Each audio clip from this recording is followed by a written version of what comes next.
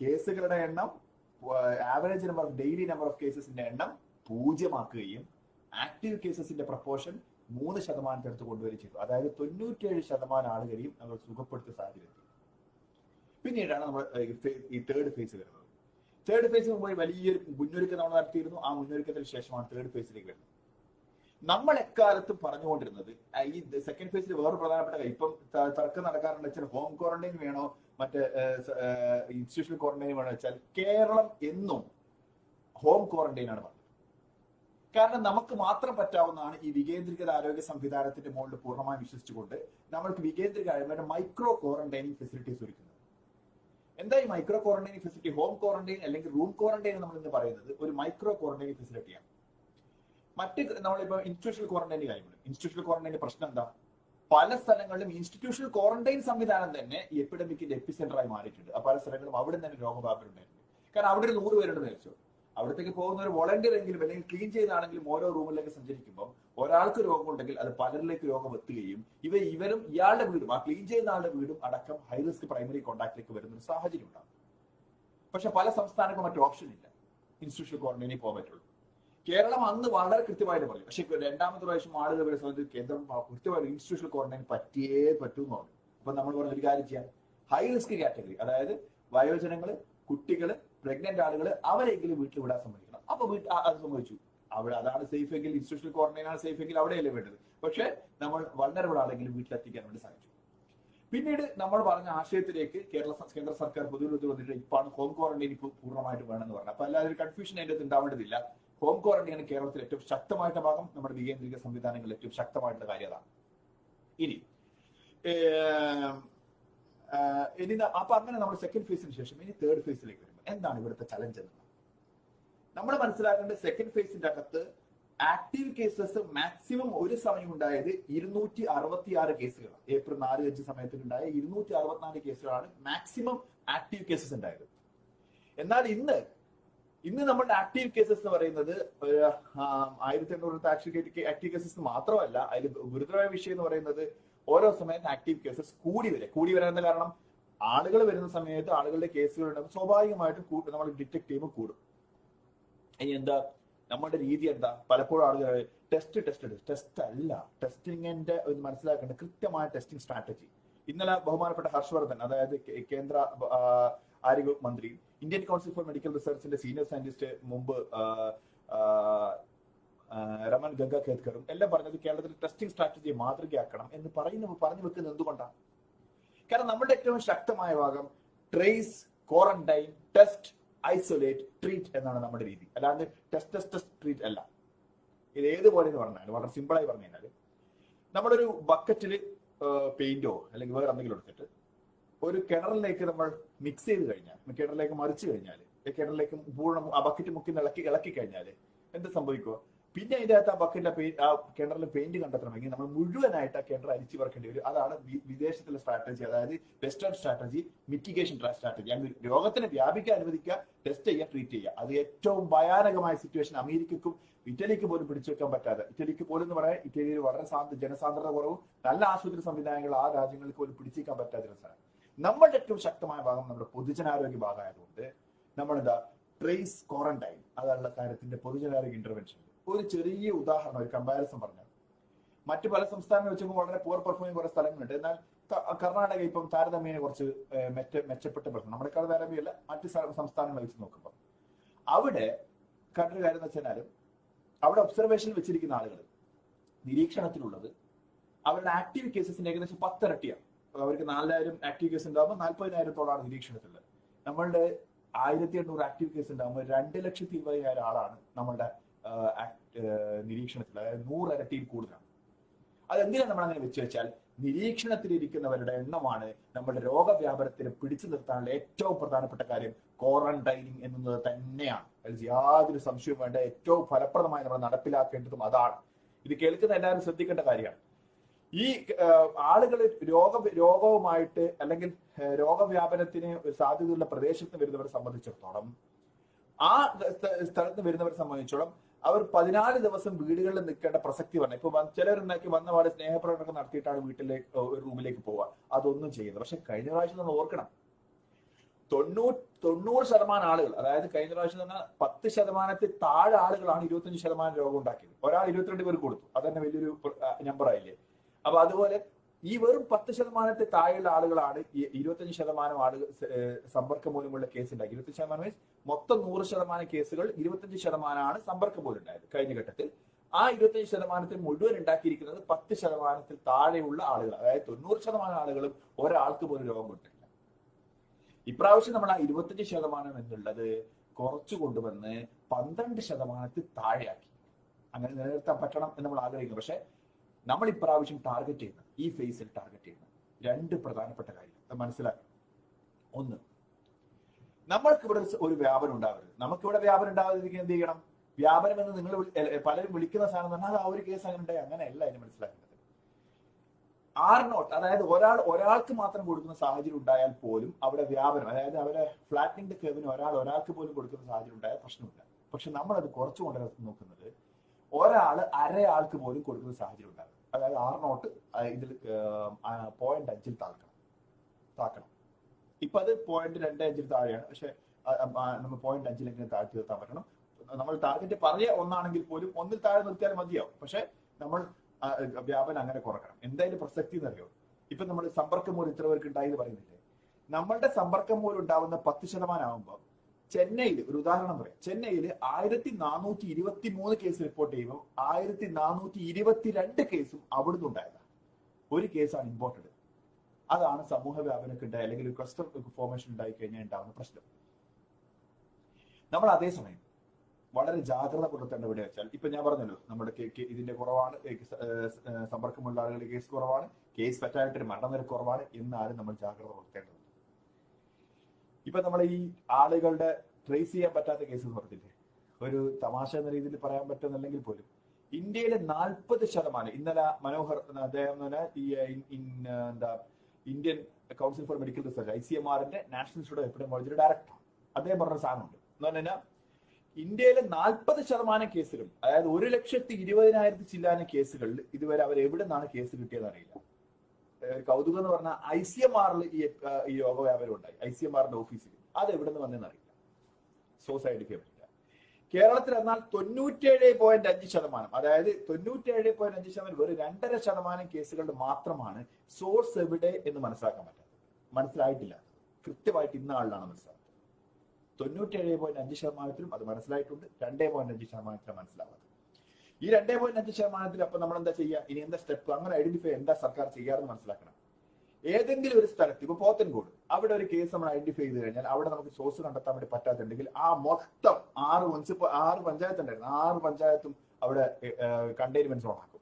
എന്നിട്ട് അവിടെ നമ്മൾ അവിടുത്തെ ഏതെങ്കിലും ശ്വാസകോശ സംബന്ധമായ ഏതെങ്കിലും രോഗം ഏതെങ്കിലും ആശുപത്രി വന്നാൽ അത് ടെസ്റ്റ് ചെയ്യും. അവിടെയുള്ള വ്യാപകമായിട്ട് സെന്റിനൽ സർവൈലൻസ് നടത്തും. അങ്ങനെ ഒരു ക്ലസ്റ്റർ അവിടെ ഇല്ലാതിരിക്കാൻ നോക്കും.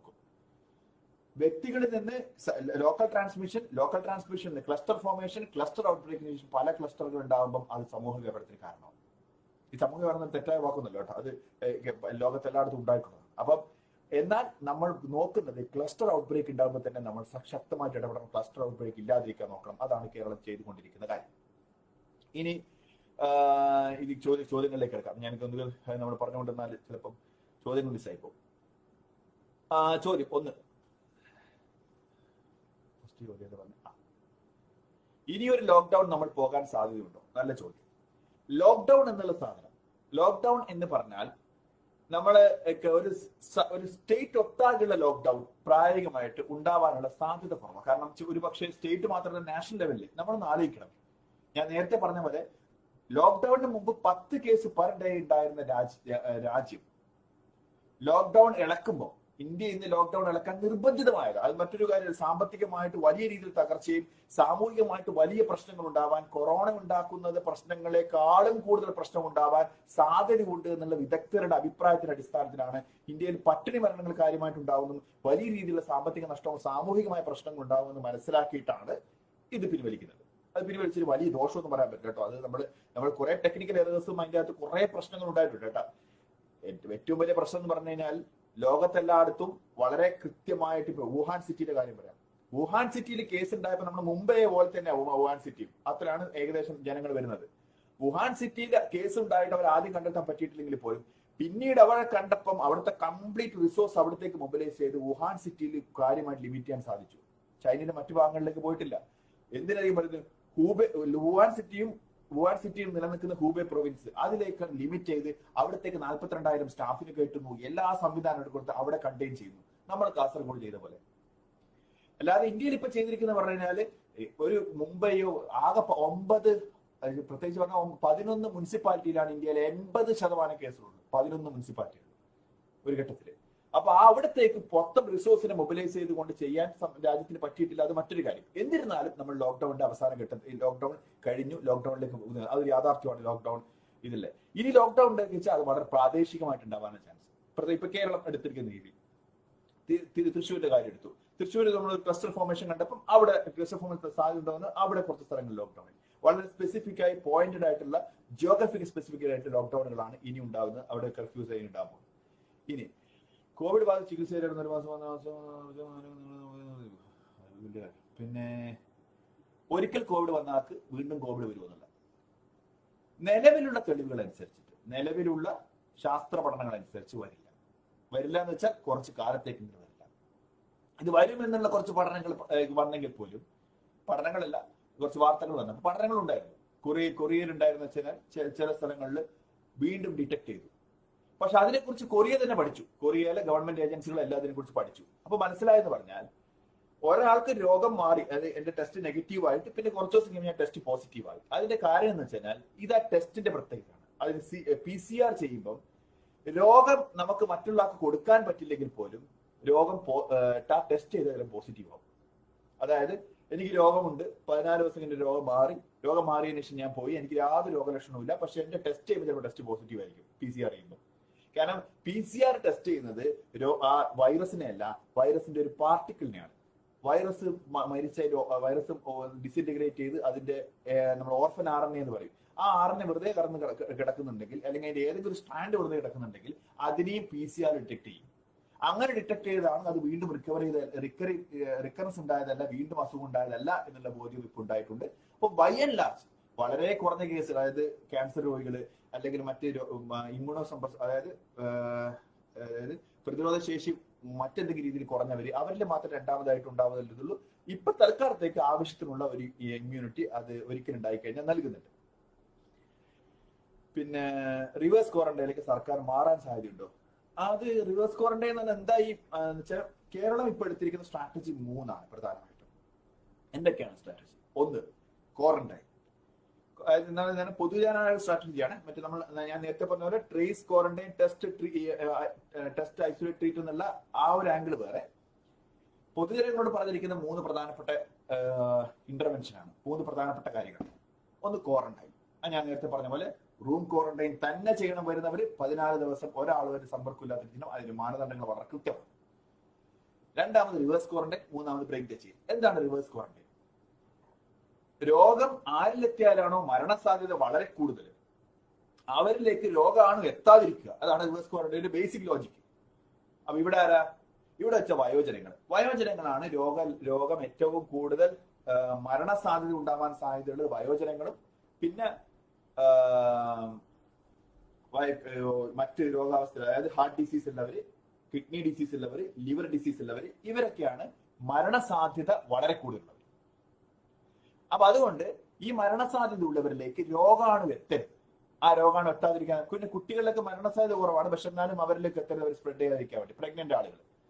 അപ്പം ഈ അവിടത്തേക്ക് രോഗാണു എത്താതിരിക്കാൻ വേണ്ടി നമ്മൾ എന്താ ചെയ്യുക? അവരെ ക്വാറന്റൈൻ ചെയ്ത് നിർത്തുക. എന്ന് വെച്ചാൽ അവർ മറ്റേതുപോലെ ശിക്ഷാ നടപടികൾക്ക് പോകുന്ന രീതിയിലല്ല, അവർക്ക് ഈ വൈറസ് എത്താതിരിക്കാൻ വേണ്ടി സൂക്ഷ്മത നമ്മൾ പുലർത്തുക എന്നുള്ളതാണ്.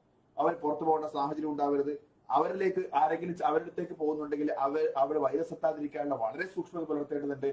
പിന്നെ അവർക്ക് ആവശ്യമായുള്ള സാധനങ്ങൾ അവിടെ എത്തിച്ചു കൊടുക്കേണ്ടത്, അതൊരു സാമൂഹിക ഉത്തരവാദിത്തമായിട്ട് ചെയ്യേണ്ട സാധനമാണ് റിവേഴ്സ് ക്വാറന്റൈൻ. അതാണ് അതിന്റെ ഒരു കാര്യമുള്ളത്. റിവേഴ്സ് ക്വാറന്റൈൻ സ്ട്രാറ്റജി തന്നെയാണ് കേരളം എടുത്തുകൊണ്ടിരിക്കുക. കേരളം പ്രഖ്യാപിച്ചുള്ള ഒരു പ്രധാനപ്പെട്ട സ്ട്രാറ്റജി റിവേഴ്സ് ക്വാറന്റൈൻ ആണ്. അതെല്ലാവരും പൊതുജന പങ്കാളിത്തത്തോടു കൂടി തന്നെ ചെയ്യേണ്ടതാണ്.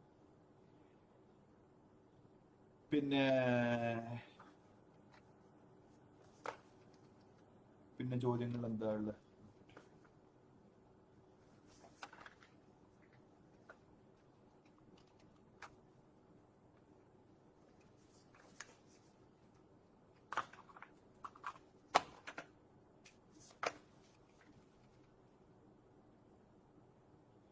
ഒരിക്കൽ കോവിഡ് വന്ന ആൾക്ക് റാപ്പിഡ് ടെസ്റ്റും മറ്റു ടെസ്റ്റുകളും തമ്മിൽ വ്യത്യാസം എന്താണ്? റാപ്പിഡ് ടെസ്റ്റ് ഫലം നെഗറ്റീവ് ആണ് എന്നതുകൊണ്ട് സുരക്ഷിതമായ എന്നർത്ഥമുണ്ടോ? ഓക്കെ, അപ്പോ റാപ്പിഡ് ടെസ്റ്റും മറ്റ് ടെസ്റ്റും തമ്മിൽ വ്യത്യാസം എന്താണ്? ടെസ്റ്റുകൾ എന്ന് പറയുന്നത് പ്രധാനമായിട്ടും നമ്മൾ ഒന്നെങ്കിൽ വൈറസിനെ ഡിറ്റക്ട് ചെയ്യുകയോ അല്ലെങ്കിൽ വൈറസിനെതിരെയുള്ള പ്രതിപ്രവർത്തനത്തെ ഡിറ്റക്ട് ചെയ്യുകയാണ് ചെയ്യുന്നത്. ഈ ടെസ്റ്റുകൾ കൊണ്ട് വൈറസിനെ ഡിറ്റക്ട് ചെയ്യുന്ന ടെസ്റ്റുകളാണ് നമ്മൾ ഈ പറഞ്ഞ പോലെ PCR, പോളിമറൈസ് ചെയിൻ റിയാക്ഷൻ, അതായത് വൈറസിന്റെ പാർട്ടിക്കിൾ എന്തെങ്കിലും ഉണ്ടോ എന്നുള്ള പരിശോധന. PCR-നും ടെസ്റ്റുകൾ നെഗറ്റീവായ ചില വളരെ അപൂർവമായിട്ട് നെഗറ്റീവ് ആണെങ്കിൽ പോസിറ്റീവ് ആവുന്ന സാഹചര്യമുണ്ട്. അതാണ് നമ്മൾ ഒരിക്കൽ ടെസ്റ്റ് ചെയ്ത് രണ്ടാമത് ടെസ്റ്റ് ചെയ്യേണ്ട സാഹചര്യം ഉണ്ടാവുന്നത്. അതുപോലെ ചിലപ്പോൾ പോസിറ്റീവ് ആയാൽ നെഗറ്റീവ് ആവുന്ന സാഹചര്യമുണ്ട്. എന്ന് വെച്ചാൽ എല്ലാ ടെസ്റ്റിനും അതിന്റെ ഒരു പരിമിതിയുണ്ട്. പക്ഷേ അത് PCR ടെസ്റ്റ് കമ്പാരിറ്റീവ്ലി വളരെ ബെറ്റർ ടെസ്റ്റാണ്. ഇപ്പൊ നമ്മൾ ആന്റിബോഡി ടെസ്റ്റ്, അതായത് റാപ്പിഡ് ടെസ്റ്റ് എന്താ ചെയ്യാന്ന് പറഞ്ഞാൽ വളരെ സിമ്പിൾ ആയിട്ട് ഉദാഹരണം പറഞ്ഞു കഴിഞ്ഞാൽ, നമ്മുടെ വീട്ടിലൊരു പട്ടി ഉണ്ടെന്ന് വിചാരിച്ചോ. വീട്ടിലേക്ക് ഒരാൾ കടന്നു വന്നാൽ പട്ടി കുരക്കുന്നു എന്നുള്ളത് ഒരു ഇതാണെങ്കിൽ ആന്റിബോഡി ഡെവലപ്മെന്റ് എന്നുള്ളത് അതിന് കണക്കാക്കാം. പക്ഷെ വന്ന ആൾ ആരാണ് എന്നുള്ളത് പട്ടിക്കറിയില്ല വെച്ചാൽ പട്ടി വീട്ടുകാരനാണെങ്കിൽ കുരക്കില്ല, മറ്റാളുകൾക്ക് കുരക്കും. അപ്പൊ നമ്മളിവിടെ വെച്ചാൽ ഈ വന്ന ആൾ ആരാണെന്ന് വെച്ചാൽ അത് നമ്മൾ വേറെ പരിശോധിക്കണം. പക്ഷെ ഒരു റെസ്പോൺസ് ഉണ്ടായിട്ടുണ്ട്, ആന്റിബോഡി റെസ്പോൺസ് ഉണ്ടായിട്ടുണ്ട് എന്നുള്ള കാര്യമാണ് വന്നത്. അത് വളരെ എന്ന് വെച്ചാൽ എല്ലാ രോഗാണുവിനെയും ആന്റിബോഡി ഉണ്ടാക്കുന്നതല്ല അതിന്റെ അർത്ഥം. ഇത് കുറച്ചുകൂടി സ്പെസിഫിക് ആയ ആന്റിബോഡി ആയിരിക്കും. പക്ഷെ അതുണ്ട്, ടെസ്റ്റ് പോസിറ്റീവ് ആണ്, ആന്റിബോഡി ടെസ്റ്റ് അതായത് റാപ്പിഡ് ടെസ്റ്റ് പോസിറ്റീവ് ആണ് എന്ന് പറഞ്ഞത് കൊണ്ട് രോഗം ഉണ്ടാവണം എന്നില്ല. അതുകൊണ്ടാണ് റാപ്പിഡ് ടെസ്റ്റ് പോസിറ്റീവ് ആവുന്ന കേസുകളെ മാത്രം നമ്മൾ ഇപ്പം PCR ടെസ്റ്റ് ചെയ്ത് സെന്റിനൽ സർവൈലൻസ് അല്ലെങ്കിൽ നമ്മൾ ഈ പറഞ്ഞ കമ്മ്യൂണിറ്റി സർവൈലൻസ് പറയുന്ന സാധനം, അതിന്റെ അകത്ത് നമ്മൾ റാപ്പിഡ് ടെസ്റ്റ് കുറെ ആൾക്ക് ചെയ്യുന്നുണ്ട്. ബ്ലഡ് ടെസ്റ്റ്, ആ ബ്ലഡ് ടെസ്റ്റ് പോസിറ്റീവ് ആയി എന്ന് വിചാരിക്കും. ആ പോസിറ്റീവ് ആയവരെ മാത്രം നമ്മൾ PCR ടെസ്റ്റ് ചെയ്യും. അത് മറ്റൊരു സ്ട്രാറ്റജിയാണ്. മറ്റ് ക്വാറന്റൈനിൽ ഇരിക്കുന്നവരുടെ കാര്യമല്ല, ഈ വേറെ ഫീൽഡിലുള്ള ആൾക്കാർ, പൊതുജനങ്ങളുടെ കാര്യമാണ്. അതാണ് അത് സാമ്പിൾ എടുത്താണ് ചെയ്യുക. ഓരോ സ്ഥലങ്ങളിൽ ഓരോ പോപ്പുലേഷനിലെ സാമ്പിൾ എടുത്താണ് ചെയ്യുക. അത് എന്തിനാ ചെയ്യുന്നത് വെച്ച് കഴിഞ്ഞാൽ സമൂഹത്തിൽ ഈ വൈറസിന്റെ സർക്കുലേഷൻ എത്രത്തോളം ഉണ്ടെന്ന് മനസ്സിലാക്കാൻ, ഉണ്ടാവുന്നുണ്ടായാലും എത്രത്തോളം ഉണ്ടെന്നുള്ള മനസ്സിലാക്കാൻ വേണ്ടിയാണ്. അതിനാണ് നമ്മൾ community surveillance of the virus എന്ന് പറയുന്നത്. അതാണ് ഇത്. അപ്പം റാപ്പിഡ് ടെസ്റ്റ് നെഗറ്റീവ് ആയി കഴിഞ്ഞാൽ നമുക്ക് ഒരു കുറച്ച് സേഫ് ആണ്. കാരണം ഇൻഫെക്ഷന്റെ ആദ്യത്തെ ഒരാഴ്ച നമുക്ക് റാപ്പിഡ് ടെസ്റ്റ് പോസിറ്റീവ് ആവണമെന്നില്ല. അതായത് ഇൻഫെക്ഷൻ ഇന്ന് എനിക്ക് കിട്ടി, അടുത്ത 5 ദിവസം കഴിഞ്ഞിട്ട് എനിക്ക് ആന്റിബോഡി ഡെവലപ്പ് ചെയ്യുള്ളൂ. അതിന്റെ ഇടയിൽ എനിക്ക് റാപ്പിഡ് ടെസ്റ്റ് ചെയ്താൽ അത് നെഗറ്റീവ് ആയിരിക്കും, പക്ഷെ എനിക്ക് രോഗമുണ്ട്. പക്ഷെ അതേപോലെ തന്നെ ഇത് ഒന്നും അല്ലെങ്കിലും എനിക്ക് ചില പോസിറ്റീവ് ആവാം. അതിന്റെ ഒരു വളരെ കോംപ്ലക്സ് സാധനമാണ്. അതുകൊണ്ടാണ് പറഞ്ഞത് റാപ്പിഡ് ടെസ്റ്റ് പോസിറ്റീവ് ആണെങ്കിൽ PCR ചെയ്യും, നെഗറ്റീവ് ആണെങ്കിൽ തൽക്കാലം ഒന്നും ചെയ്യില്ല. പിന്നീട് വീണ്ടും പിന്നീട് ഘട്ടത്തിൽ രോഗലക്ഷണം വല്ല വരുന്നതാണെങ്കിൽ അപ്പോൾ ടെസ്റ്റ് ചെയ്യും. അത്രേ ഉള്ളൂ. സെന്റിനൽ സർവൈലൻസ് കൗണ്ടിനെ ചില വിദഗ്ധർ ടെസ്റ്റ് കൗണ്ടിൽ കൂട്ടുന്നില്ല. ഇത് മറ്റു രാജ്യങ്ങളിലെ സംസ്ഥാനങ്ങളിൽ ഇങ്ങനെ ചെയ്യുന്നതിൽ പതിവില്ല എന്നാണ് കാരണമായി പറയുന്നത്. ഇതിൽ എന്താണ് അഭിപ്രായം? സെന്റിനൽ ടെസ്റ്റ് എന്ന് പറയുന്നത് നമ്മൾ 2-3 അപ്പൊ ക്വാറന്റൈനിൽ ഇരിക്കുന്നവരെ സംബന്ധിച്ചിടത്തോളം, ആ ക്വാറന്റൈനിൽ ഇരിക്കുന്നവരെ അല്ലെങ്കിൽ നമ്മുടെ ടെസ്റ്റിംഗ് സ്ട്രാറ്റജി പല സ്ഥലത്തും പലതാണ്. ഒരു സ്ഥലവും മറ്റു സ്ഥലവും നമ്മൾ കമ്പയർ ചെയ്യുന്നതിൽ വലിയ ബുദ്ധിമുട്ടുണ്ട്. ഇപ്പം ചില നമ്മുടെ സെന്റിനൽ സർവൈലൻസ് എടുക്കാതെ ബാക്കി സംസ്ഥാനങ്ങളുടെ എല്ലാം എടുത്തു കഴിഞ്ഞാൽ അതും ശരിയല്ല. നമ്മൾ വളരെ മനസ്സിലാക്കേണ്ട വെച്ചാൽ എന്താണ് നമ്മുടെ ടെസ്റ്റിംഗ് സ്ട്രാറ്റജി? ഒന്ന് റുട്ടീൻ ടെസ്റ്റ്, ICMR പറയുന്ന കാറ്റഗറി ടെസ്റ്റ്. അതിലെന്താ ചെയ്യുന്നത്? നമ്മൾ ഒബ്സർവേഷനിലുള്ളവരുടെ രോഗലക്ഷണമുള്ളവരെ ടെസ്റ്റ് ചെയ്യുന്നു. പ്രധാനമായിട്ടും ആ ടെസ്റ്റാണ് നടക്കുന്നത്, റുട്ടീൻ ടെസ്റ്റ്. അതാണ് ഏറ്റവും റെലവെന്റ് ആയിട്ട് ടെസ്റ്റ്. ഇനി ഈ റുട്ടീൻ ആളുകൾ എടുക്കുന്ന മറ്റുള്ള സമൂഹത്തിലേക്ക് എത്താൻ സാധ്യതയുള്ള ആളുകളെ നോക്കുന്നതാണ് സെന്റിനൽ സർവൈലൻസ്. ആരോഗ്യ പ്രവർത്തകർ കുറെ സംഭവമുണ്ട്. അതിനകത്ത് രോഗലക്ഷണമില്ലാത്ത ഒബ്സർവേഷൻ ഉള്ളവരും പെടും അതിന്റെ സാമ്പിളിങ്. അങ്ങനെ ഒരു 8 കാറ്റഗറി 9 കാറ്റഗറി ഉണ്ട്. ഇനി ഇതുമല്ല, ഇനി പുറത്ത് പോയിട്ടുണ്ടെങ്കിൽ ഓഗ്മെന്റഡ് സാമ്പിളിംഗ് ഉണ്ട്, മറ്റൊരു സാമ്പിളിംഗ് ഉണ്ട്. ഇനി ഇതുമല്ല, ഇനി വേറെ കമ്മ്യൂണിറ്റിക്ക് ഇത് പോകാണെങ്കിൽ നമ്മൾ മറ്റു കുറെ ഇൻഡിക്കേറ്റേഴ്സ്, പ്രോക്സി ഇൻഡിക്കേറ്റേഴ്സ് നോക്കും. അതുകൊണ്ടാണ് കേരളത്തിലെ ടെസ്റ്റിംഗ് സ്ട്രാറ്റജി ഏറ്റവും മികച്ചതാണ് എന്ന് കേന്ദ്ര ആരോഗ്യവകുപ്പ് മിനിസ്റ്ററും ഇതും പിന്നെ ICMR ഡയറക്ടർ പറഞ്ഞു. അപ്പൊ അതുകൊണ്ട് don't have to be bored. അപ്പം ഇതാണ് സെന്റിനൽ സർവൈലൻസിന്റെ അതാണ് സെന്റിനൽ സർവൈലൻസ് കമ്പയർ ചെയ്യുന്നതെങ്കിൽ അതുകൂടി എടുത്തു വെച്ചാണ് കമ്പയർ ചെയ്യുക. ഡിപ്പെൻഡ്സ് അപ്പോൾ എങ്ങനെയാണ് കമ്പാരിസൺ ചെയ്യുന്നത് എന്നുള്ളത്. സൗണ്ടിന് പ്രശ്നമുണ്ടോ? സൗണ്ട് പറയുന്ന വെച്ചാൽ സൗണ്ടിന് അങ്ങനെ പ്രശ്നം കാണുന്നുണ്ടോ?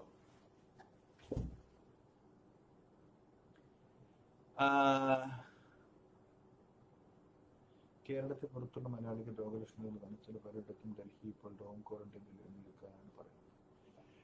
അപ്പൊ ഡൽഹിയിൽ ഹോം ക്വാറന്റൈൻ നിൽക്കാനാണ് പറയുന്നത് ഒരു കാര്യം പറഞ്ഞു. ഓരോ സ്ഥലത്തും ഓരോ രീതിയിലാണ് ഇത് കാണുന്നത്. അത് ഓരോ സ്ഥലത്തും സ്ട്രാറ്റജി ഡിഫറെന്റ് ആണ്. അത് ഓരോ ഘട്ടം പോലെ ഇരിക്കും. ഇപ്പൊ നമ്മൾ പറയുകയാണെങ്കിൽ ഇപ്പം രോഗലക്ഷണം ഉണ്ടായിക്കഴിഞ്ഞാൽ അല്ലെങ്കിൽ രോഗം ഡിറ്റക്ട് ചെയ്താൽ ആംബുലൻസ് വന്ന് കൂട്ടിക്കൊണ്ടുപോകുന്നു എന്നുള്ളതാണ് നമ്മുടെ ഒരു രീതി. അത് കുറെ കേസുകൾ ഉണ്ടായാലും പക്ഷെ അത് പറ്റിയെന്ന് വരില്ല. അപ്പൊ ഓരോ ഘട്ടത്തിന്റെ അകത്തും ഓരോ സ്ഥലത്ത് ഏത് സിറ്റുവേഷനിൽ നിൽക്കുന്നു അനുസരിച്ചിരിക്കും ഓരോ സംവിധാനം. ഇപ്പൊ ഉദാഹരണം പറഞ്ഞാൽ ഇറ്റലി എന്ന് പറയുന്നത് 1000 പേർക്ക് ഏറ്റവും കൂടുതൽ പെർ 1000 പേരിൽ ഏറ്റവും കൂടുതൽ ആരോഗ്യ സൗകര്യം ഉണ്ടായിരുന്ന ഒരു സ്ഥലമാണ്, ഉണ്ടായിരുന്നല്ല ഉള്ള സ്ഥലമാണ് ഇറ്റലി. എന്നാലും അവിടെ കേസുകൾ വലിയ രീതിയിൽ കൂടിയപ്പം റോട്ടിലിട്ട് പരിശോധിക്കേണ്ട പോലെ അവസ്ഥ വന്നു. 80 വയസ്സിന്റെ മുകളിലവർക്ക് ചികിത്സ കൊടുക്കണ്ട എന്നുള്ള അനൗദ്യോഗികമായിട്ട് തീരുമാനം എടുക്കുന്ന അവസ്ഥ വന്നു. അപ്പൊ അത്തരത്തിലുള്ള സിറ്റുവേഷനിലേക്ക് വരാതിരിക്കാൻ വേണ്ടിയാണ് നമ്മൾ ക്വാറന്റൈനിങ്ങും നമ്മുടെ പബ്ലിക് ഹെൽത്ത്, നമ്മുടെ സ്ട്രോങ്സ്റ്റ് ഭാഗമായിട്ട് പബ്ലിക് ഹെൽത്തിൽ കൂടുതലായി നമ്മൾ ശ്രദ്ധിക്കുന്നത്. അങ്ങനെ ആയിക്കഴിഞ്ഞാൽ നമ്മുടെ കേസുകൾ ലോഡ് കുറക്കാൻ പറ്റും. അങ്ങനെ ഒരു നമ്മളുടെ ഇവിടെ ഒരു എപ്പിഡമിക്, നമ്മുടെ ഇവിടെ ഒരു വ്യാപനം ഇല്ലാതിരുന്നു കഴിഞ്ഞാൽ സ്വാഭാവികമായിട്ട് വ്യാപനം എന്ന് പറയുമ്പോൾ ഒരാൾ ഒന്നിൽ കൂടുതൽ ആൾക്കാർ കൊടുക്കുന്ന സാഹചര്യം ഉണ്ടായി കഴിഞ്ഞാൽ വലിയ ബുദ്ധിമുട്ടുണ്ടാകും. അതുകൊണ്ടാണ് നമ്മൾ ഇതിനെ നിയന്ത്രിച്ചു നിർത്താൻ വേണ്ടി പ്രവർത്തനം നോക്കുന്നത്. ചികിത്സിച്ച് മാറ്റാനല്ല നമ്മുടെ പ്രധാനപ്പെട്ട ഒരു ലക്ഷ്യം.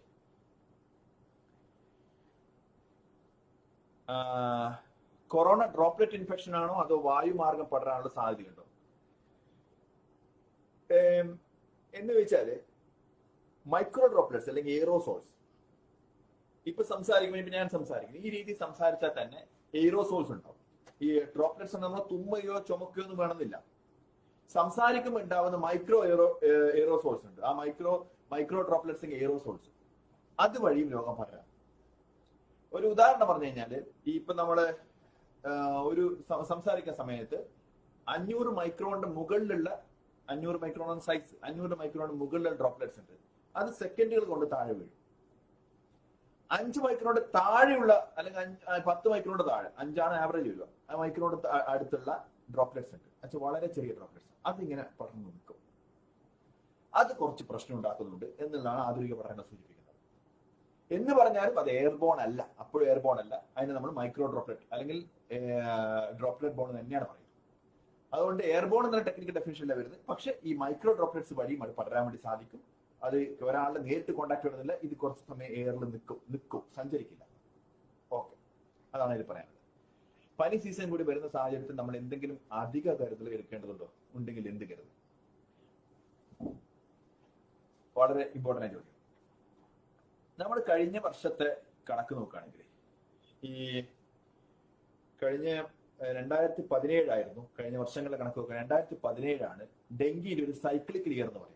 ഡെങ്കിക്ക് ഒരു പ്രത്യേകത പറഞ്ഞാൽ, ഡെങ്കി രോഗം പ്രത്യേകത പറഞ്ഞു കഴിഞ്ഞാൽ അത് ഓരോ 3 വർഷം കഴിയുമ്പോഴാണ് വലിയ രീതിയിൽ വരിക. അതിനാ നമ്മൾ സൈക്ലിക്കൽ ഇയർ എന്ന് പറയാം. കഴിഞ്ഞ 2017 അത് എത്ര പേർക്ക് വന്നെന്നറിയോ? 21,000 ആൾക്ക് വരികയും റിപ്പോർട്ടഡ് ആയിട്ട് 165 മരണങ്ങളും കേരളത്തിലുണ്ടായിട്ടുണ്ട്. എനിക്ക് ഗൗരവം മനസ്സിലാക്കാൻ. അപ്പം ഡെങ്കി ഫീവർ പോലുള്ള ഫീവർ, ഡെങ്കി ഹെമറാജിക് ഫീവർ എന്ന് പറയുന്ന ഡെങ്കി ഫീവർ, ആ ഡെങ്കി ഫീവർ ഇപ്രാവശ്യം അതിന്റെ സൈക്ലിക്കൽ ഇയർ. പക്ഷേ അത് പോസിറ്റീവ് പാർട്ട്, കഴിഞ്ഞ സൈക്ലിക്കൽ ഇയർ ഉണ്ടായതിന്റെ 1/6 രോഗികൾ മാത്രമേ ഇപ്പം ഇതേ സമയം ഉണ്ടായിരുന്ന ഈ നമ്മുടെ ജൂൺ 12 എന്ന് പറയുന്നത് ഈ സമയമാകുമ്പോൾ, ജൂൺ ആദ്യ വാരം, 12 കണക്കെനിക്കില്ല, കഴിഞ്ഞ 1-2 ആഴ്ച മുമ്പുള്ള കണക്കാണ്. അതായത് ആ സമയത്തുള്ള കണക്കും 2017 ജൂണിലുള്ള കണക്ക് വെച്ച് നോക്കുമ്പോൾ അതിനേക്കാളും 1/6 മാത്രമേ ഇപ്പോഴുള്ളൂ. എന്താ വെച്ചാൽ പൊതുവായിട്ടുള്ള ആരോഗ്യ ബോധ്യങ്ങൾ കുറച്ച് കൂടിയത് കൊണ്ടാണ്, ആരോഗ്യത്തെ കുറിച്ചുള്ള കുറച്ച് ജാഗ്രത കൂടിയത് കൊണ്ട് അത് മറ്റുള്ള റിഫ്ലക്ട് ചെയ്തിട്ടുണ്ടാവും. പക്ഷെ എന്നിരുന്നാലും കഴിഞ്ഞ വർഷത്തെക്കാളും കൂടുതലായിട്ടുണ്ടാവും. ഇനി ഇത് പനി മൂലമുള്ള രോഗങ്ങൾ കാര്യമായിട്ട് വരുന്നു, മറ്റു പനികൾ കാര്യമായിട്ട് വരുന്നു, കൊറോണ ഒരു സമയത്ത് ഒരു സ്ഥലത്ത് നിൽക്കുന്നു, അത് കൂടാതെ അതിന്റെ കൂടെ ഫ്ലഡ് കൂടി വരുന്നു. പിന്നെന്താ വേണ്ടേ? ഇനി ഫ്ലഡ് വരാനുള്ള സാധ്യതയുണ്ട്. ഇപ്രാവശ്യം ഫ്ലഡ് വരാനുള്ള സാധ്യത കണക്കാക്കപ്പെടുന്നു. ഫ്ലഡ് വന്നു കഴിഞ്ഞാൽ നമ്മൾ താമസിപ്പിക്കാൻ വേണ്ടിയിട്ട് കോവിഡ് ആൾക്കാർക്ക് വേറെ സൗകര്യം വേണം, വൾനറബിൾ ആൾക്കാർക്ക് വേറെ 4 തരത്തിലുള്ള ക്യാമ്പുകൾ തന്നെ നേരത്തെ മുന്നൊരുക്കങ്ങൾ അതിന് വേണ്ടിയിട്ട് നടത്തിക്കൊണ്ടിരിക്കുകയാണ്, ആ ക്യാമ്പുകൾക്ക് വേണ്ടിയിട്ട്. അപ്പൊ അങ്ങനെ ഉണ്ടാകുമ്പോൾ മൾട്ടിപ്പിൾ ചാലഞ്ചസ് ആണ്. ആരോഗ്യ പ്രവർത്തകർ സംബന്ധിച്ചുള്ള നിങ്ങളൊന്ന് ആലോചിക്കണം. നമ്മുടെ ജനുവരി മാസം തുടങ്ങിയ ഈ ഓട്ടമാണ് ശരിക്കും പറഞ്ഞത്. ജനുവരി മാസം ലോക്ക്ഡൌണിൽ എല്ലാവരും നിൽക്കുന്ന സമയത്തും സജീവമായിട്ട് ആശാപ്രവർത്തകർ തൊട്ട് ആരോഗ്യ മന്ത്രി വരെയുള്ളവർ സജീവമായിട്ട് ഫീൽഡിൽ ഉണ്ടാവുകയാണ്. എല്ലാവരും പ്രവർത്തിച്ചുകൊണ്ടിരിക്കുക. നേരത്തെ ഉണ്ടായ ജോലിയേക്കാൾ എത്രയോ ഇരട്ടി ജോലി ചെയ്തുകൊണ്ടിരിക്കുക. പലപ്പോഴും അതിനുണ്ടാവുന്ന ഒരു മാനസിക സംഘർഷം എന്ന് പറയുന്നത് ഈ ആളുകള് ആരോഗ്യ വകുപ്പ് അല്ലെങ്കിൽ ആരോഗ്യ സംവിധാനങ്ങൾ പരാജയപ്പെടുന്നു, അല്ലെങ്കിൽ ഇത്രയും കാര്യമായിട്ട് അത് മറ്റൊരു രാജ്യത്തും ചെയ്യാത്ത കൃത്യമായിട്ട് കണക്കുകൾ വെച്ച് പറയുകയാണെങ്കിൽ ഏത് ഇതിനു വേണ്ടി നമ്മൾ നോക്കാം, ഏറ്റവും കുറവ് സമ്പർക്കത്തിലൂടെ വ്യാപനമുള്ളത്, ഏറ്റവും കുറവ് ഞാൻ പറഞ്ഞില്ലേ 40% ആളുകൾ ഇന്ത്യയിൽ എവിടെയാണ് സോഴ്സ് അറിയുന്നത് അറിയത്തില്ല. അത് ഈ കേരളത്തിൽ 2.5%. റിക്കവറി മറ്റ് സ്ഥലങ്ങളിൽ ഉണ്ടാവുന്നത് ലോകത്തൊട്ടാകേണ്ട 88%, കേരളത്തിൽ 99.2%. അങ്ങനെ മരണനിരക്ക് കുറവാണ്. അങ്ങനെ ബ്യൂട്ടിഫുൾ ആയിട്ട് കാര്യങ്ങൾ നമ്മൾ ചെയ്തെടുക്കുന്ന സമയത്ത് ആരോഗ്യവകുപ്പിലെ ഉദ്യോഗസ്ഥരും എല്ലാവരും വളരെ ഇതായിട്ട് നിൽക്കുന്ന സമയത്ത് പലപ്പോഴും ഉണ്ടാവുന്ന ഒരു മാനസിക സപ്പോർട്ട് തെരഞ്ഞെടുത്തുനിന്ന് പലപ്പോഴും ഒരു വിഷമം ഉണ്ടാവുന്നുണ്ടാവും. ചെറിയ എന്തെങ്കിലും അപാകത ഒരാൾ അങ്ങോട്ട് പോയി കഴിഞ്ഞാൽ വൻ വീഴ്ച എന്ന രീതിയിൽ ചിത്രീകരിക്കുന്നത് എത്രത്തോളം ക്രൂരമാണെന്ന് പറയേണ്ടി വരും. 2,50,000 പേരെ ഒരു സമയത്ത് നിരീക്ഷിക്കുന്നവർക്ക് ഒരാൾ അങ്ങോട്ടോ ഇങ്ങോട്ട് പോയി കഴിഞ്ഞാൽ വൻ വീഴ്ച എന്ന് പറഞ്ഞു വരുത്തുന്നത് എത്രത്തോളം, നമ്മളെല്ലാവരും മനുഷ്യരല്ലേ. നിങ്ങളുടെ വീട്ടിലേക്ക് ഒരു 10 പേര് വന്നാൽ നിങ്ങൾക്ക് സൽക്കരിക്കാൻ പറ്റും. 1000 പേര് വന്നാൽ നിങ്ങൾ ആരെങ്കിലും ഒരാൾ പരാതി പറയാൻ എന്നെ അയാൾ മൈൻഡാക്കിയില്ല എന്ന് പറയുന്നുണ്ട്, അത് എത്രത്തോളം വിഷമം ഉണ്ടാക്കും. അതുപോലെയാണ് നമ്മുടെ അവസ്ഥ ഇപ്പൊ മനസ്സിലാക്കേണ്ടത്. അത് മനസ്സിലാക്കാൻ വേണ്ടി പറഞ്ഞതേ ഉള്ളൂ, അതൊരു തെറ്റെന്നല്ല പറയുന്നത്. പക്ഷെ ആളുകൾ പലപ്പോഴും ഭയങ്കര ക്രൂരമാവുന്നത് പറയാതിരിക്കാൻ വയ്യ. പിന്നെ ഞാൻ സമൂഹ വ്യാപനത്തെ കുറിച്ച് ഞാൻ പറഞ്ഞു, എനിക്കത് വിശദീകരിക്കേണ്ടതല്ലെന്നോ ഒരിക്കലും. സമൂഹ ഒരിക്കലും പറയുകയാണെങ്കിൽ, അതായത് നമ്മൾ എങ്ങനെയാണ് ഈ സമൂഹ വ്യാപനം എന്ന് പറഞ്ഞ സാധനം എന്താ പറഞ്ഞാൽ, ഒരാളിൽ നിന്ന് ഈ നമ്മൾ സമ്പർക്കം മൂലം മറ്റൊരാൾ ഉണ്ടാവുന്ന കമ്മ്യൂണിറ്റി സ്പ്രെഡ് എന്ന് പറയാം. ഈ എങ്ങനെയാണ് WHO എങ്ങനെയാണ് സമ്പർക്കം മൂലം ഉണ്ടാകുന്ന local spread, cluster spread, community spread. അതെന്താണ് കമ്മ്യൂണിറ്റി സ്പ്രെഡിനെ, കമ്മ്യൂണിറ്റി ട്രാൻസ്മിഷനെ ലോകാരോഗ്യ സംഘടന എങ്ങനെയാണ് ഡിഫൈൻ ചെയ്ത് പറയുന്നത്? Community transmission is evidenced by the inability to relate confirmed cases through chain of transmission for a large number of cases. കുറെ അധികം കേസുകൾ നമുക്ക് സോഴ്സ് ഇല്ലാതെ ഐഡന്റിഫൈ ചെയ്യും. ഈ കുറെ അധികം എന്ന് പറയുന്നത് ഇന്ത്യയിൽ 40%, അതായത് 1,20,000 കൂടുതൽ ആളുകൾക്ക് സോഴ്സ് എവിടെയെന്ന് അറിയില്ല.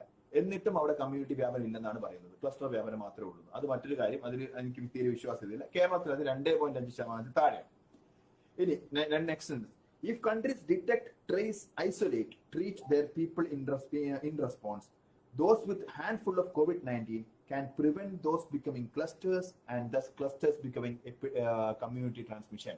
എന്ന് പറഞ്ഞു കഴിഞ്ഞാൽ ശക്തമായിട്ട് കൃത്യമായിട്ട് ഇടപെട്ട് കഴിഞ്ഞാൽ എവിടെയെങ്കിലും നമ്മൾ അങ്ങനത്തെ ഒരു സാഹചര്യം സംശയിക്കുന്നുണ്ടെങ്കിൽ, പോത്തൻകോട് നമ്മൾ സംശയിച്ചു, അവിടെ ഇടപെട്ടു. തൃശ്ശൂർ സംശയിക്കുന്നു, അവിടെ ഇടപെടുന്നു. സമൂഹ വ്യാപനം അല്ല, ക്ലസ്റ്റർ സ്പ്രെഡിംഗ് ഉണ്ടോ? സമൂഹ വ്യാപനം മുമ്പുള്ള സാധനമാണ് ക്ലസ്റ്റർ സ്പ്രെഡിംഗ് അല്ല. ആ ക്ലസ്റ്റർ സ്പ്രെഡിംഗ് എവിടെയും നമ്മൾ അങ്ങനെ ക്ലസ്റ്റേഴ്സ് ഇതുവരെ കണ്ടെത്തിയിട്ടില്ല.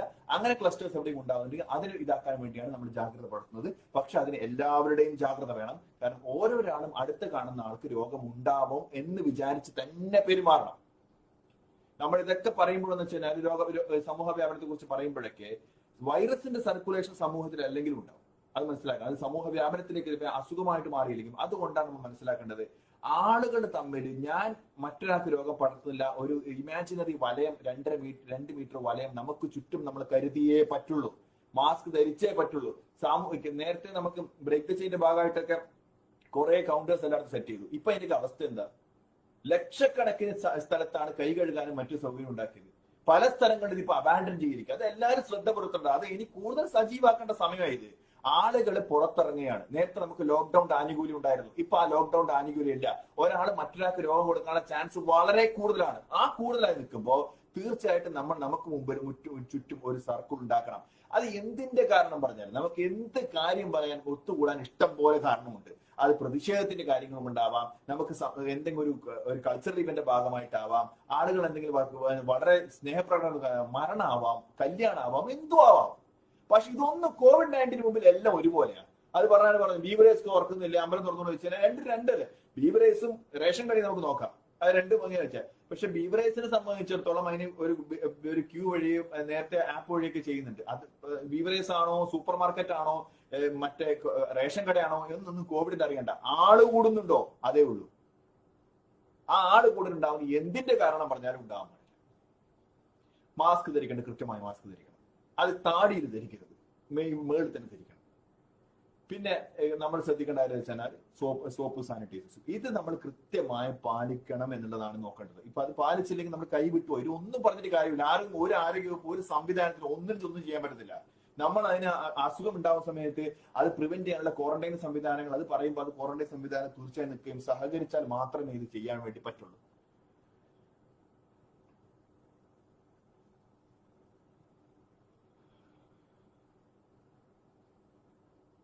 $5000 ടെസ്റ്റ് ചെയ്യുന്ന ആന്റിബയോട്ടിക് ടെസ്റ്റിന്റെ അത് ഇൻക്ലൂഡ് ചെയ്തിട്ടില്ല. അതിന്റെ പുറത്താണ് ആന്റിബയോട്ടിക് ടെസ്റ്റ്. ഞാൻ ഒഡീഷയിൽ നിന്ന് വന്നിട്ട് 20 ദിവസം ക്വാറന്റൈനാണ്. സിംറ്റംസ് ഒന്നുമില്ല. ബട്ട് ആസ്മ പേഷ്യന്റ് ആയതിനാൽ തുമ്മൽ ഉണ്ടാവാറുണ്ട്. പേഷ്യൻസിനെയാണ് ഇനിയും ക്വാറന്റൈൻ തുടരണം. 14 ദിവസം കഴിഞ്ഞാൽ വേറൊരാൾക്ക് പകരമുള്ള സാധ്യത കുറവാണെന്ന് കേട്ടു. ശരിയാണ്. പക്ഷെ 14 ദിവസം കഴിഞ്ഞാലും നിങ്ങൾ ഹൈറിസ്ക് കേസ് ആയതുകൊണ്ട് 28 ദിവസത്തെ ക്വാറന്റൈൻ ആവശ്യപ്പെട്ടിട്ടുണ്ടെങ്കിൽ നിങ്ങളോട് ഗവൺമെന്റ് ആവശ്യപ്പെട്ടിട്ട് ചെയ്യണം. എന്റെ ആന്റിക്ക് സ്പ്ലീനില് വേറെന്താ പറയാ ഡെങ്കിഫ്യൂ റിപ്പോർട്ട് ചെയ്തിട്ടുണ്ട്. ഓക്കെ, മനസ്സിലായി. സമയമുണ്ടെന്ന് ICMR പറയുന്നു എന്ന് ചില മാധ്യമം. ഇല്ല, ICMR പറഞ്ഞിട്ടില്ല കേട്ടോ. സമൂഹ വ്യാപനം ഉണ്ടെന്ന് ICMR റിജക്ട് ചെയ്യും. ICMR പലപ്പോഴും ഇതാണ് സമൂഹ വ്യാപനം ഇല്ല എന്ന് ICMR പറഞ്ഞുകൊണ്ടേയിരിക്കുന്നത്. പക്ഷെ അതിൽ കുറെ ഇന്ത്യയിൽ ചില സ്ഥലങ്ങളിൽ ഇപ്പൊ ചെന്നൈയിൽ പറയാം, അവിടെ 1423 കേസ് റിപ്പോർട്ട് ചെയ്യും. അതിൽ ഒരു കേസ് മാത്രമാണ് സമ്പർക്കം മൂലം. ബാക്കി 1422 കേസും അവിടെ നിന്നുണ്ടായത്. അവിടെ പോലും സമൂഹ വ്യാപനം ഇല്ല എന്നാണ് ICMR അവകാശപ്പെടുന്നത്. അത് ശരിയായ നടപടിയല്ല. കൊറോണ വായുമാർഗ പഠന സാധ്യത ഞാൻ പറഞ്ഞു. കൊറോണ വൈറസ് എത്ര ദിവസത്തേക്ക് ശരീരത്തിൽ നിൽക്കും? അത് ഞാൻ നേരത്തെ പറഞ്ഞിരുന്നു. രോഗലക്ഷണം തുടങ്ങിയതിനു ശേഷം 10 തൊട്ട് 14 ദിവസത്തിനുള്ളിൽ നമ്മുടെ ശരീരത്തിൽ പിന്നീട് ആ രോഗാണുവിന് മറ്റുള്ളവർക്ക് പടരാൻ വേണ്ടി സാധിക്കില്ല. അതാണ് ചിലപ്പോൾ ടെസ്റ്റ് പോസിറ്റീവ് ആയിരിക്കും, പക്ഷെ പടരാൻ സാധിക്കില്ല.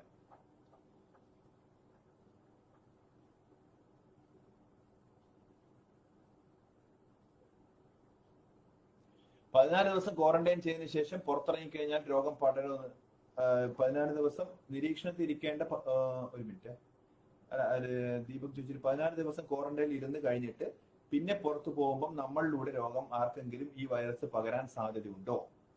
അതായത് എനിക്കിപ്പോ രോഗാണു 14 ദിവസം മുമ്പേ കിട്ടി എന്ന് വിചാരിക്കും. എനിക്ക് രോഗലക്ഷണം ഉണ്ടാവുകയോ അല്ലെങ്കിൽ അസിംറ്റമാറ്റിക് രോഗലക്ഷണം ഇല്ലാതെയും എനിക്ക് കഴിഞ്ഞാൽ 14 ദിവസം ഞാൻ അവിടെ ഇതിലിരിക്കുമ്പോൾ പിന്നീട് എനിക്ക് രോഗം പരത്താനുള്ള സാധ്യത വളരെ കുറഞ്ഞു വരും. തീരെ ഇല്ല എന്നല്ല, വളരെ കുറഞ്ഞു. ഇതെല്ലാം സാധ്യതകളാണ്. അപ്പം എനിക്ക് രോഗാണു അപ്പോഴാണ് കിട്ടിയതെങ്കിൽ കേട്ടാ, മുമ്പേ കിട്ടിയിരുന്നെങ്കിൽ 14 ദിവസം മുമ്പേ കിട്ടിയിരുന്നെങ്കിൽ, ഞാൻ ഈ ക്വാറന്റൈനിൽ ഇരിക്കുന്ന സമയത്ത് എപ്പോഴാണെങ്കിലും കിട്ടിയിരുന്നെങ്കിൽ അത് വേറൊരു കാര്യം. ക്വാറന്റൈന് മുമ്പേ എനിക്ക് കിട്ടിയിരുന്നെങ്കിൽ ഞാൻ ആ ക്വാറന്റൈനിൽ ഇരിക്കുമ്പോൾ കിട്ടുമെന്ന് വെച്ചാൽ എന്തെങ്കിലും സാധ്യത കിട്ടിയെന്ന് ഞാൻ പറയുന്നത്. അപ്പൊ 14 ദിവസം മുമ്പ് കിട്ടിയിരുന്നെങ്കിൽ 14 ദിവസം കഴിഞ്ഞാൽ നമ്മൾ ഇൻഫെക്ടിവിറ്റി വളരെ കുറഞ്ഞു വരും. അതുകൊണ്ടാണ് പറയുന്നത്. പക്ഷെ അപ്പോൾ നിങ്ങൾ പുറത്തു പോയി കഴിഞ്ഞാൽ ഞാൻ ക്വാറന്റൈനിൽ ഇരുന്ന ആളാണ്, എനിക്ക് പിന്നെ രോഗം വരില്ല എന്നല്ല, നിങ്ങൾക്ക് അപ്പോഴും രോഗം വരാം. നിങ്ങളുടെ മറ്റൊരാൾക്ക് വരില്ല എന്ന് മാത്രമേ ഉള്ളൂ.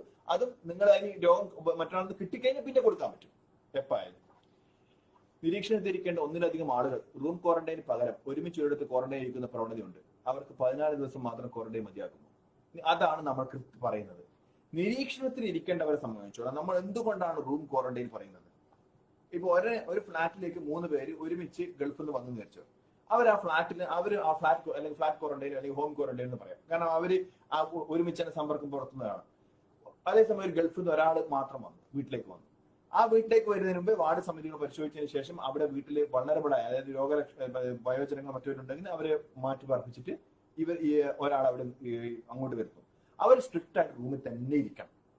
ആ റൂമിൽ ഇരുന്നില്ല എന്നുണ്ടെങ്കിൽ പിന്നെ അവർ ചെയ്യുന്നതിന് ഒരു അർത്ഥമില്ല. കാരണം ആദ്യം മറ്റേ കൊടുക്കും, അയാൾ പുറത്തു പോയിട്ട് മറ്റുള്ളവർ കൊടുക്കുന്ന സാഹചര്യം ഉണ്ടാകും. അതുകൊണ്ട് കൃത്യമായിട്ട് അത് പാലിച്ചേ പറ്റുള്ളൂ. അങ്ങനെ അത് ഒരുമിച്ച് കൂടിയിരിക്കുന്ന പരിപാടി നടക്കില്ല. അത് പാടില്ല, ചെയ്യാൻ പാടില്ല.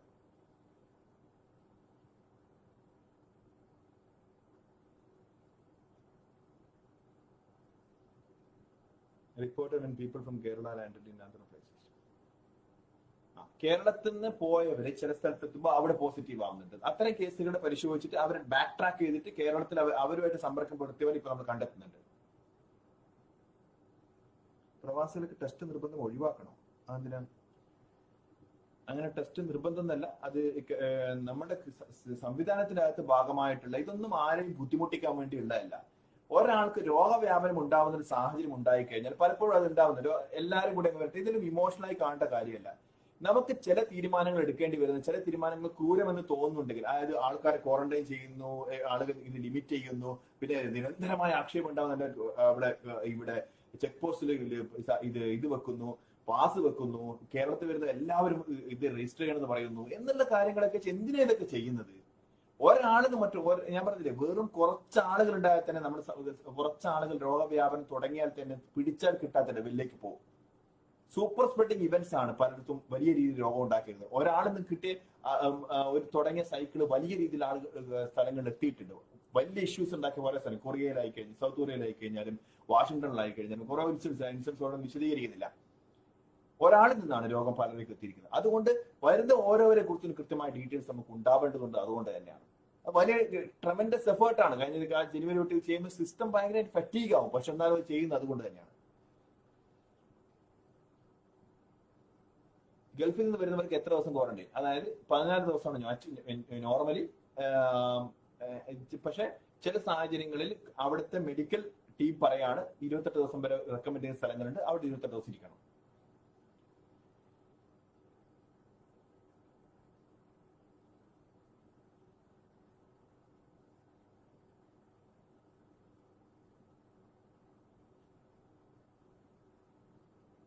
സാധാരണ തുണി കൊണ്ടുള്ള മാസ്ക്, കുറെ ഉത്തരം പറഞ്ഞുകൊണ്ട് ചില ഉത്തരം പറയാത്തത്, കാരണം റിപ്പീറ്റേഷൻ വേണ്ട. സാധാരണ തുണി കൊണ്ടുള്ള മാസ്ക് ഗുണം ഉണ്ടോ? ഡിപ്പെൻസ് നമ്മൾ എന്തിനാണ് ഉപയോഗിക്കുന്നത്. സാധാരണ തുണിയുള്ള 3 ലെയർ മാസ്ക് ഉണ്ട് കേട്ടോ, 2 ലെയറും അതിന്റെ ഇടയ്ക്കൊരു ലെയറും വെച്ചിട്ടുള്ള സാധനം. ഒന്നും ഉപയോഗിക്കാത്തതിനെ നല്ലതാണ് എന്തെങ്കിലും ഉപയോഗിക്കുന്നത്. അതാണ് ഫസ്റ്റ് കാര്യം. കാരണം നമ്മുടെ ശരീരത്തിൽ നിന്ന് ഡ്രോപ്ലെറ്റ്സ് പോവാതിരിക്കാനെങ്കിലും അത് സഹായിക്കും.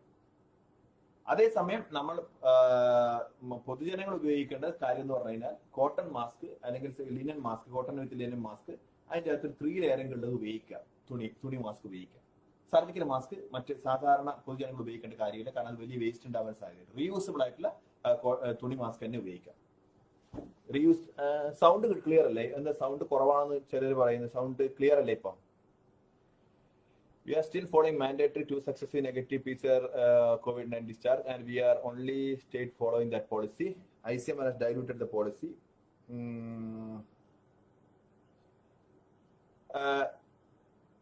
റിക്കവറി ജമ്പിങ് ഫ്രം അങ്ങനെ ഒരു, ഞാൻ പറഞ്ഞില്ല, ആർട്ടിഫിഷ്യൽ ആയിട്ട് ഒരു സാധനം കേരളം ചെയ്യാൻ ആഗ്രഹിക്കുന്നില്ല.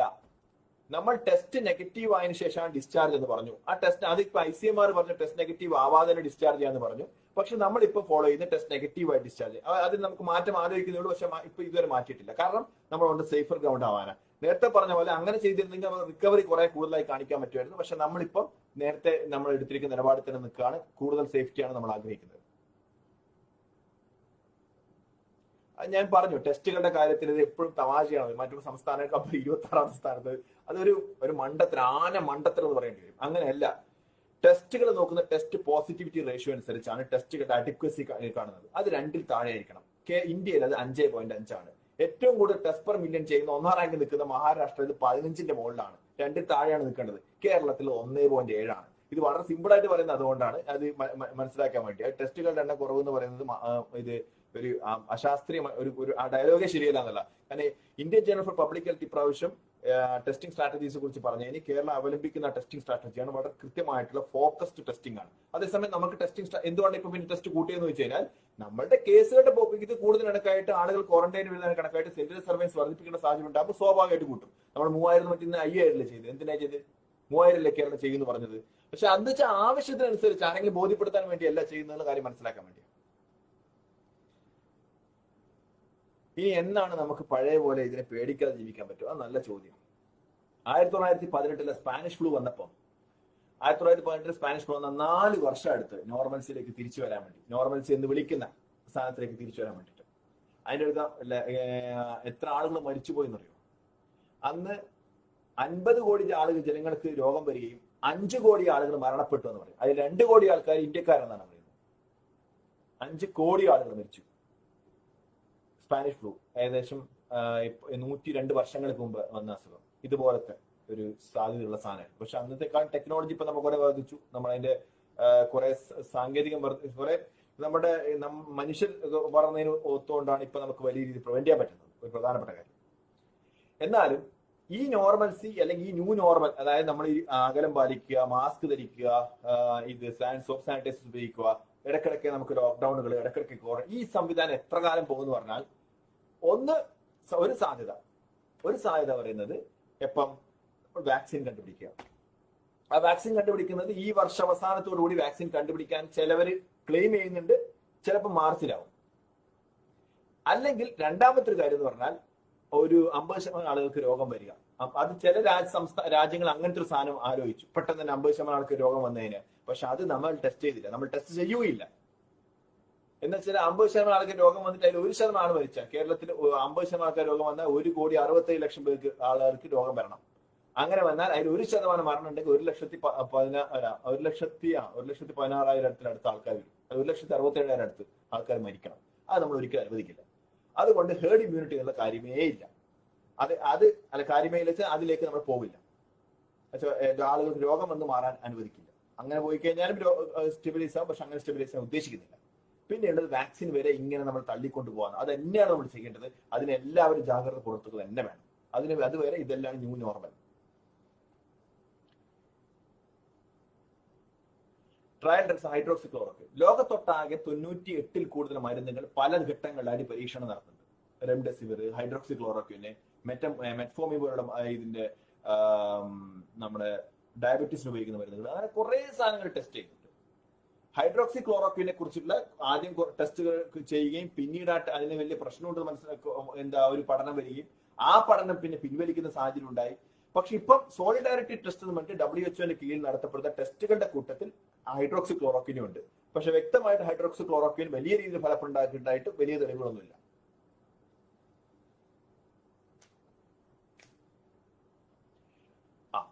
കോവിഡ് വീണ്ടും വരാൻ സാധ്യതയില്ലേ ഫ്ലൂ പോലെ ആണെങ്കിൽ? അതാ പറഞ്ഞാൽ ഇപ്പൊ സാർസ്, മെർസ് എന്നൊക്കെ പറയും ഇതിന്റെ മുമ്പത്തെ പൂർവികരാണ്. ഇനി പല രൂപത്തിൽ പിന്നെ വന്നേക്കാം. അതിന് കുറെ ജാഗ്രത പുറത്തുണ്ട്. പക്ഷെ ഈ നിലവിലുള്ള ഒരു മ്യൂട്ടേഷനും നിലവിലുള്ള ഒരു ഇതും ഇതിനെ വാക്സിൻ കണ്ടുപിടിക്കുന്നതിനെതിരായിട്ടോ മരുന്ന് കണ്ടുപിടിക്കുന്നതിനെതിരായിട്ടോ അതിനെ എതിർക്കുന്ന രീതിയിലുള്ള വലിയ രീതിയിലുള്ള മ്യൂട്ടേഷൻ ഇതിന് വന്നിട്ടില്ല.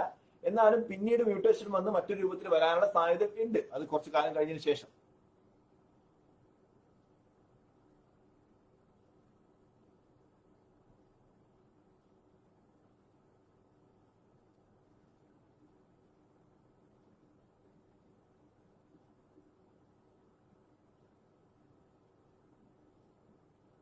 What is the proximity to get disease through water and soil through rain? മഴക്കാലം വരുമ്പോൾ വെള്ളം വഴി കിട്ടാനുള്ള സാധ്യത എത്ര? വെള്ളം, ഭക്ഷണം, ഇതുവഴി ഈ രോഗം പടർന്നതായിട്ടുള്ള തെളിവുകൾ ഇതുവരെ ഇല്ല. വാക്സിൻ കണ്ടെത്തുമോ? വാക്സിന് വേണ്ടിയിട്ട് ഇപ്പം ലോകത്ത് 72 കാൻഡിഡേറ്റ് വാക്സിൻസ് പറഞ്ഞാൽ 72 പ്രധാനപ്പെട്ട വാക്സിൻസ് നോക്കുന്നുണ്ട്. അതിൽ 3 കമ്പനികൾ ആണ്, മൊഡേണ, പിന്നെ ഫൈസർ, അങ്ങനെ 3-4 കമ്പനികളാണ് പ്രധാനമായിട്ട് മുമ്പിൽ നിൽക്കുന്നത്.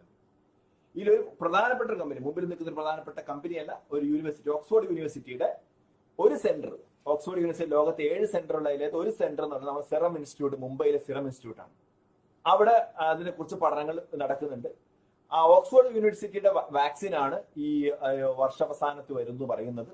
അങ്ങനെയാണെങ്കിൽ ഇന്ത്യക്ക് ഒരു അഡ്വാൻറ്റേജ് ഉണ്ട്, കാരണം ഇന്ത്യ ഇതിൽ ഓൾറെഡി പാർട്ട്ണറാണ്. പിന്നെ അതുപോലെ കുറെ വാക്സിൻസ് നടക്കുന്നുണ്ട്. വാക്സിൻസിന്റെ പഠനങ്ങൾ നടന്നുകൊണ്ടിരിക്കുന്നത്. 72 വാക്സിൻസിന് പല സ്റ്റേജിലാണുള്ളത്. ചില വാക്സിൻസ് മനുഷ്യരിൽ പരീക്ഷിക്കുന്ന സ്റ്റേജ്, ഹെൽത്തി വോളണ്ടിയേഴ്സിലെത്തും, രോഗികളിലും പരീക്ഷിക്കുന്ന രീതിയിലേക്ക് എത്തിയിട്ടുണ്ട്. അപ്പൊ അത് ഘട്ടം ഘട്ടമായിട്ട് നമുക്ക് എത്തും. എന്തായാലും വാക്സിൻ സ്വതവേ ഡെവലപ്പ് ചെയ്യണമെങ്കിൽ അറിയോ എനിക്ക് കണക്ക്? വാക്സിൻസ് സ്വതവേ ഡെവലപ്പ് ചെയ്യണമെങ്കിൽ 10 വർഷം എടുക്കും. 10 വർഷമാണ് ഒരു വാക്സിൻ ഡെവലപ്പ് ചെയ്യാനുള്ള സമയം. അതിനെ ചുരുക്കി കൊണ്ടുവന്ന് 1 വർഷത്തിന് താഴെയാക്കാൻ എടുക്കുന്ന ഒരു എഫേർട്ട്, അത് ശാസ്ത്രലോകത്തിന്റെ ഒരു വലിയൊരു കഴിവാണെന്ന് തന്നെ പറയേണ്ടി വരും.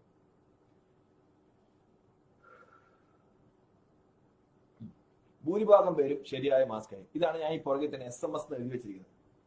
നമ്മൾ ഈ കാര്യം ഞാൻ വീണ്ടും എടുത്ത് പറയുന്ന കാര്യം, ഇത് വെച്ച് കഴിഞ്ഞാൽ ലോക്ക്ഡൌൺ പോലെ തന്നെ ഗുണം ചെയ്യുന്ന കാര്യമാണ്. കൃത്യമായി നമ്മൾ ഈ 3 കാര്യങ്ങൾ പോയി ചെയ്തു കഴിഞ്ഞാൽ, അത് ഞാൻ നേരത്തെ സൂചിപ്പിച്ച പോലെ നമ്മൾ ഈ നേരത്തെയുള്ള break the chain counter set active ആക്കണം. വളരെ സജീവമായിട്ട് പ്രവർത്തിച്ചേ പറ്റൂ.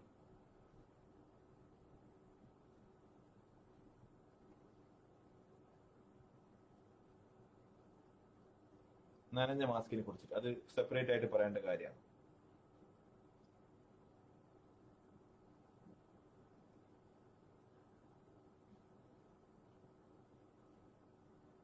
പബ്ലിക്കിലൂടെ പുകവലിക്കുന്നതിലൂടെ കോവിഡ് പകരുന്നു. പുകവലിക്കുന്നതിലൂടെ കോവിഡ് പകരുമെന്ന് വെച്ച് കഴിഞ്ഞാൽ അങ്ങനെ ഒരു തെളിവില്ല. ഇതുവരെയുള്ള ഇപ്പൊ അങ്ങനെ പുകവലിക്കുന്നതിലൂടെ പുകയിലൂടെ ഇത് പകരുമെന്ന് വെച്ച് കഴിഞ്ഞാൽ, പക്ഷെ പബ്ലിക്കിലൂടെ നിന്ന് പുകവലിക്കുക എന്ന് പറയുന്നത് അയാൾ മാസ്ക് ഉപയോഗിക്കുന്നില്ല ആ സമയത്ത്, അയാളൂടെ പകരാനുള്ള സാധ്യതയുണ്ട്. പുകവലിക്കുന്നതിന് പ്രോത്സാഹിപ്പിക്കേണ്ട മറ്റു പല കാരണം കൊണ്ട്. പക്ഷെ പുകയിലൂടെ കോവിഡ് പകരുന്നതായിട്ട് ഇതുവരെ കണ്ടെത്തിയതായിട്ടില്ല.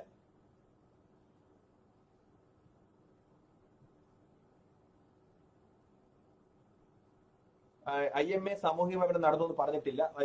ഒരു ഡോക്ടറാണ് പറഞ്ഞത്. IMA അത് നിലപാടായിട്ട് പറഞ്ഞിട്ടില്ല. ഇന്ന് ന്യൂസ് 24 ഡിസ്കഷനിൽ അത് കൃത്യമായി തെളിവായിട്ടുള്ളതാണ്.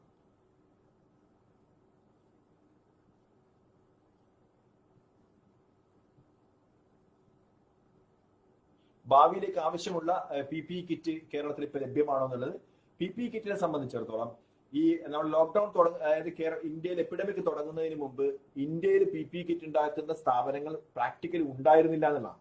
വളരെ കുറച്ചേ ഉണ്ടായിരുന്നുള്ളൂ. ശരിക്കും പറഞ്ഞാൽ ഉണ്ടായിരുന്നില്ല എന്ന് വേണമെങ്കിൽ പറയാൻ പറ്റും. വളരെ കുറച്ച് മാനുഫാക്ചറിംഗ് യൂണിറ്റ് മാത്രമേ ഉണ്ടായിരുന്നു. എന്നാൽ ഇന്ന് നമുക്ക് 150 പരം PPE കിറ്റ്, അത് എല്ലാവർക്കും ഈ ഡിമാൻഡ് വന്നപ്പോൾ സ്വാഭാവികമായിട്ട് ഉണ്ടാക്കുന്നുണ്ട്. കേരളത്തിൽ തന്നെ 5-6 കമ്പനികൾ നമ്മൾ തന്നെ സർക്കാർ തന്നെ പറഞ്ഞിട്ട് ഉണ്ടാക്കിയ സ്ഥലങ്ങളുണ്ട്. അതുപോലെ N95 മാസ്ക് അതുപോലെ ഉണ്ട്. അപ്പൊ അത് വലിയ ഷോർട്ടേജ് അത് സംബന്ധിച്ചില്ല. അത് കൂടുതലായിട്ട് ആവശ്യങ്ങൾ വരുമ്പോൾ കൂടുതൽ പ്രൊക്യൂർമെന്റ് നടക്കുന്നതാണ്. പല ചോദ്യങ്ങളും മുമ്പ് തന്നെ ഉത്തരം പറഞ്ഞിട്ടുണ്ട്. അതുകൊണ്ട് അതിലേക്ക് ശ്രദ്ധിക്കണം എന്ന് പറയാണ്, അല്ലെങ്കിൽ ആവർത്തന വിരസതി ഉണ്ടാവുന്ന. റാപ്പിഡ് ടെസ്റ്റിന്റെ കാര്യം പറഞ്ഞിട്ടുണ്ട്. എനിക്ക് തോന്നുന്നു ഏകദേശം 50 മിനിറ്റിന്റെ മുകളിലായി. ഇനി എന്തെങ്കിലും ചോദ്യങ്ങളുണ്ടോ?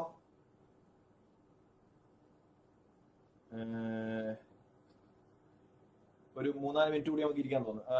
ഇനി എന്താണ് കൂടുതലായിട്ട് ചോദ്യങ്ങളുണ്ടെങ്കിൽ ചോദിക്കാം.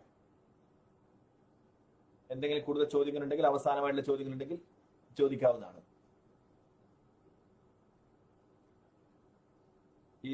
ഈ കോവിഡ് പോസിറ്റീവ് ആൾക്ക് വീണ്ടും വരുമെന്നുള്ള കാര്യമൊക്കെ ഞാൻ പറഞ്ഞിട്ടുണ്ട് മുകളിൽ. അത് ഒന്ന് ശ്രദ്ധിക്കാൻ വേണ്ടി റിക്വസ്റ്റ് ചെയ്യാണ്.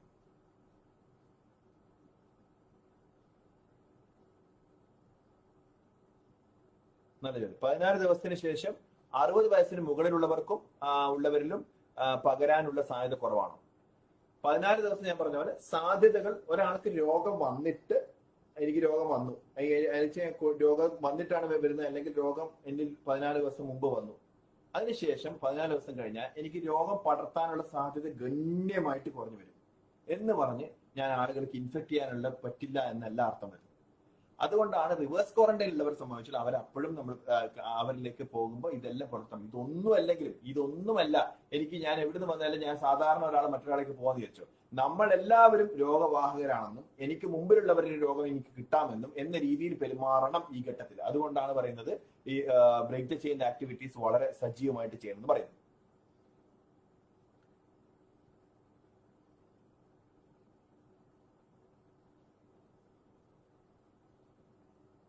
എന്റെ ശ്രദ്ധപ്പെട്ടിട്ടില്ല. അത് അങ്ങനെ ഇപ്പം ഉറപ്പിക്കണമെന്ന് പറഞ്ഞാൽ ശ്രദ്ധപ്പെട്ടിട്ടില്ല. Anything more?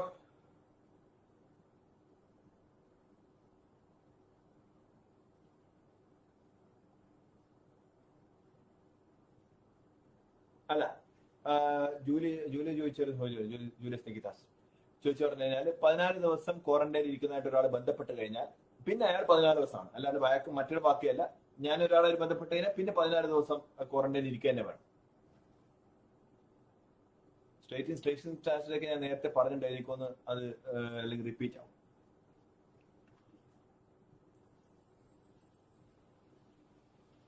അത് എന്റെ ശ്രദ്ധ, ഹാഫിസ് മുഹമ്മദ് ചോദിച്ച വിഷയം എന്റെ ശ്രദ്ധയിൽപ്പെട്ടിട്ടില്ല.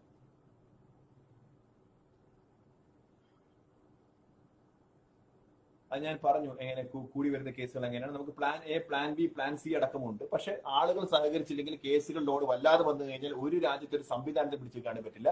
പക്ഷെ നമ്മൾ കൃത്യമായിട്ട് ഇപ്പം 1 ലക്ഷത്തി നമ്മൾ പറഞ്ഞു വെച്ചാൽ നമ്മുടെ പ്രൈവറ്റ് ആശുപത്രിയുടെ മറ്റെല്ലാം കൂട്ടിയാൽ തന്നെ ഉണ്ടാവുന്ന വെന്റിലേറ്റേഴ്സിന്റെ എണ്ണം എന്ന് പറയുന്നത്, ബെഡുകളുടെ എണ്ണം, വെന്റിലേറ്റേഴ്സിന്റെ എണ്ണം പറയുന്നത് 2200 വെന്റിലേറ്റേഴ്സ് 2200 വരുത്തുള്ളൂ. അത്ര ആളുകളും ഒരേ സമയം വെന്റിലേറ്റർ ഉണ്ടാവാൻ പറ്റി പാടില്ല. അപ്പൊ അങ്ങനെ ഒരു സാഹചര്യം ഉണ്ടായാൽ പോലും അതിനെ ഡീൽ ചെയ്യാൻ വേണ്ടി നമ്മൾ WHO എമർജൻസി കൊളാബറേറ്റീവ് സെന്റർ ആയിട്ട് ബന്ധപ്പെട്ടിട്ട് ഈ വെന്റിലേറ്റർ സ്പെയറിംഗ് പ്രോട്ടോകോൾ എന്നുള്ള പ്രോട്ടോകോൾ ആളുകളെ പരിശീലിപ്പിച്ചിട്ടുണ്ട് ഇന്ത്യയിൽ ആദ്യമായിട്ട്. അപ്പം മാക്സിമം പ്രിപ്പയർ ചെയ്യാൻ പറ്റാവുന്ന രീതിയിൽ പ്രിപ്പയർ ചെയ്തത്. പക്ഷെ ആളുകളുടെ സഹകരണം ഇതിനകത്ത് വളരെ ആവശ്യമാണ്. വാക്സിൻ പരീക്ഷണത്തെ കുറിച്ച് വിശദമായിട്ടാണ് ഞാൻ മുമ്പ് ഇതിന്റെ അകത്ത് പറഞ്ഞിട്ടുണ്ട്. ഒരു 10-15 മിനിറ്റ് മുമ്പിലേക്ക് പോയി കഴിഞ്ഞാൽ അത് കിട്ടും. എനിക്ക് തോന്നുന്നു ഇപ്പം ഓൾറെഡി ഒരു മണിക്കൂർ ആവുന്നു. അപ്പോ എല്ലാവർക്കും ചോദ്യങ്ങൾ ചോദിച്ചും സഹകരിച്ചും കേട്ടവർക്കും എല്ലാവർക്കും നന്ദി പറയുന്നു.